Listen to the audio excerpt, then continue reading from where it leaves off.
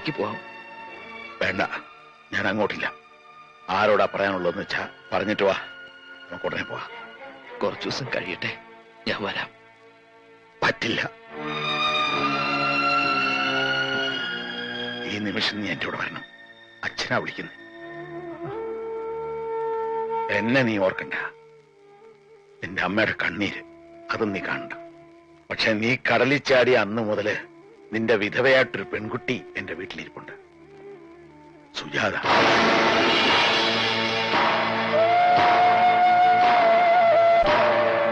അവളെ നീ ഓർത്തേ പറ്റൂ. അവളുടെ കണ്ണീര് അച്ഛാ, നിന്നെ നടക്കാൻ പഠിപ്പിച്ച കൈയായത്. ഇപ്പൊ ഞാൻ യാചിക്കുക, ഈ കൈ നീ വിടരുത്.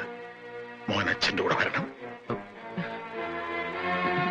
ഉണ്ണി, ഞാൻ പറഞ്ഞിട്ടില്ലേ നമ്മുടെ കൽക്കട്ടയിലെ സർവാജി? ഹലോ. ആ, എന്താ ഇത്? ചടങ്ങുകളൊക്കെ തുടങ്ങാറായില്ലേ? വേഗം വാ.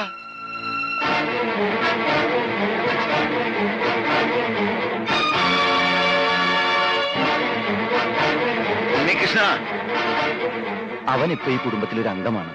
അച്ഛന്റെ ഉണ്ണികൃഷ്ണനല്ല. അതെങ്ങനെയാണോ അവൻ എന്റെ മോനല്ലാണ്ടാകണേ? എന്റെ ജോലിക്ക് എന്നേക്കാ വലിയ അവകാശികളുണ്ടെങ്കിലേ അതാരാണെന്ന് അറിഞ്ഞിട്ടേ ഉള്ളു കാര്യം. പ്രശ്നം ഉണ്ടാക്കരുത്. ഞാൻ പ്രശ്നം ഉണ്ടാക്കും.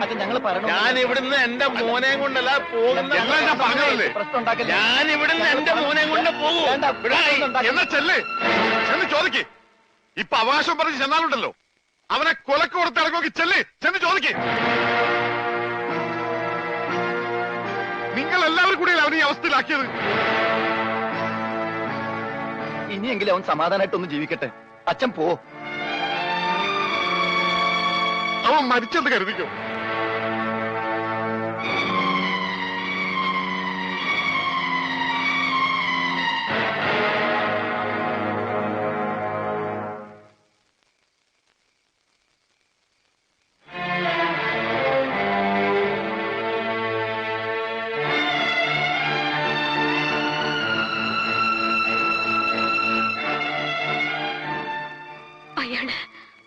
അയാള് പറഞ്ഞ സത്യമാണോ? നമ്മൾ ഉണ്ണി മരിച്ചവര് തിരിച്ചു വരില്ല. വരുമെന്ന് കരുതി നമ്മളൊക്കെ വിഡ്ഢികളാ. അതിലേറ്റവും വലിയ വിഡ്ഢിയാരാന്നറിയോ? നീയാ. നീ അവൻ നിന്നെ കല്യാണം ഒന്നും കഴിച്ചിട്ടില്ലല്ലോ, പിന്നെ എങ്ങനെയാ നീ അവന്റെ വിധവയായത്? ഇറങ്ങണം, ഇപ്പൊ ഇറങ്ങണം എന്റെ വീട്ടിൽ. എന്തൊക്കെയാ പറയണത്? ഇനി ഒരു നിമിഷം പോലും ഇവിടെ നിൽക്കാൻ നിനക്ക് അവകാശമില്ല. ഇറങ്ങണം. അപ്പോ താനവനെ കണ്ടല്ലേ?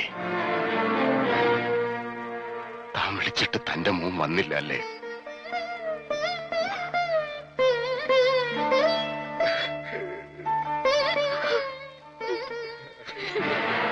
ഇത് ഇവിടം കൊണ്ടൊന്നും തീരൂന്ന് കരുതണ്ട. ഇപ്പൊ മനസ്സിലായില്ലേടി നിന്റെ ഭർത്താവിന്റെ സ്നേഹം? അവന് വേണ്ടെങ്കിൽ പിന്നെ നീ എന്തിനാ ഇവിടെ നിൽക്കുന്നേ? ഇനി ഞാൻ പറയുന്നതിന്റെ മുമ്പിൽ കഴുത്ത് കാട്ടി കൊടുത്തോളും. അല്ലെങ്കിൽ തന്റെ മുമ്പിലിട്ട് മണ്ണെണ്ണ ഒഴിച്ച് കത്തിക്കും ഞാനിവിടെ. അതും നാം കാണും.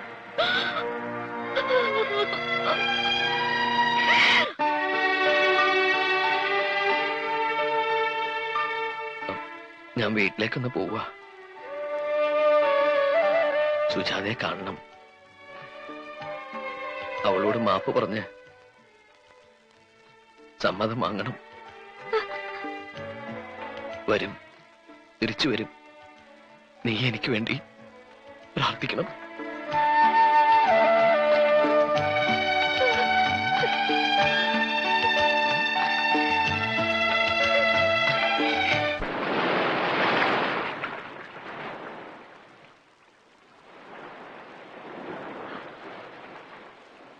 ഉണ്ണി,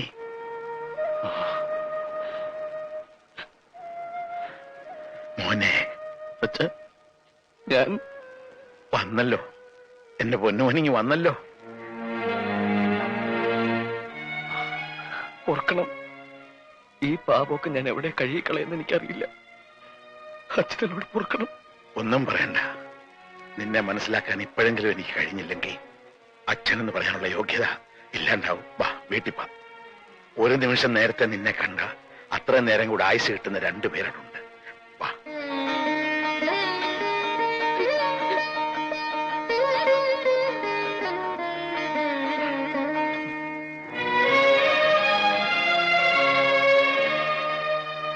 മോളെ സുജേ,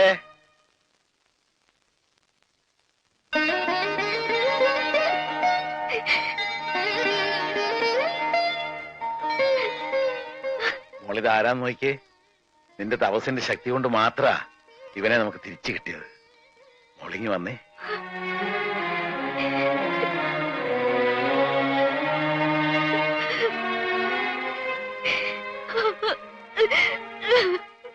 ഇനി മോള് കരയണ്ട.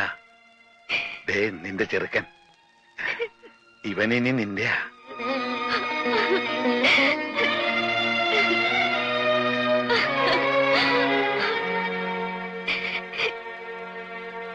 മോനെ, ആ, ഇനി എന്റെ പൊന്നുമോൾ ഒരു നിമിഷം പോലും ഇങ്ങനെ ഇരുന്നൂടാ. നീ ഈ സിന്ദൂരം അവളുടെ നെറുകി തൊടുവിക്ക്.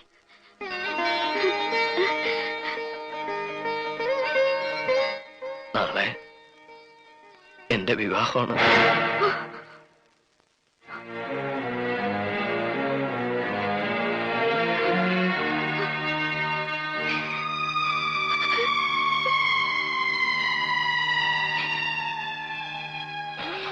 ഒന്നും മനഃപൂർവ്വമല്ല. എല്ലാ കടങ്ങളും വീട്ടാൻ, നിങ്ങൾ എല്ലാവരും സുഖമായിട്ട് ജീവിക്കാൻ ഞാൻ എന്നെ അവിടെ വിറ്റിരിക്കുക. ഇപ്പോ ഞാൻ ഇവിടുത്തെ അല്ല, അവരുടെയാ. മോനെ, ഇവള് നീ എന്തെങ്കിലും തിരിച്ചു വരുമെന്ന് കരുതി കാത്തിരിക്കുന്നവളല്ല. മരിച്ചെന്ന് കരുതി എല്ലാ സുഖങ്ങളും ത്യജിച്ച് നിന്റെ വിധവയായിട്ട് കഴിയുന്നവളാ. അവിടെ കണ്ണീരി കുടുംബത്തിൽ വീണ ദൈവം പോലും പൊറുക്കില്ലടാ. നിന്റെ അച്ഛനെയും അമ്മയെ പാവം പെങ്കുച്ചിനെ ഒക്കെ മറന്നിട്ട് ഏത് കട ഉണ്ണി നീ വീട്ടാൻ പോണേ? എന്തൊക്കെയാ നീ നേടാൻ പോണേ? ഇങ്ങനെ ഒരാൾ ഇവിടെ കാത്തിരിപ്പുണ്ടെന്ന് പറഞ്ഞ അവര് സമ്മതിക്കില്ലേ?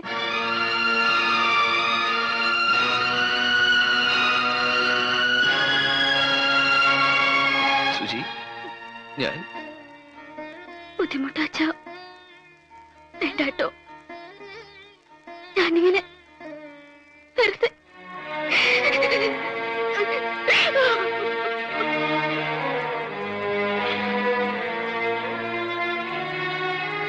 ഉണ്ണി, നിനക്ക് എന്താ വേണ്ടെച്ചാ ചോദിച്ചോ. എനിക്കുള്ളതെല്ലാം ഞാൻ വിറ്റുപെറുക്കാം. തെരുവിലിറങ്ങി പിച്ചെടുക്കേണ്ടി വന്നാലും നീ ചോദിക്കുന്നത് ഞാൻ തരാം. നീ എന്റെ മോളെ വിട്ടു പോകരുത്. പോകാൻ ഞാൻ സമ്മതിക്കില്ല.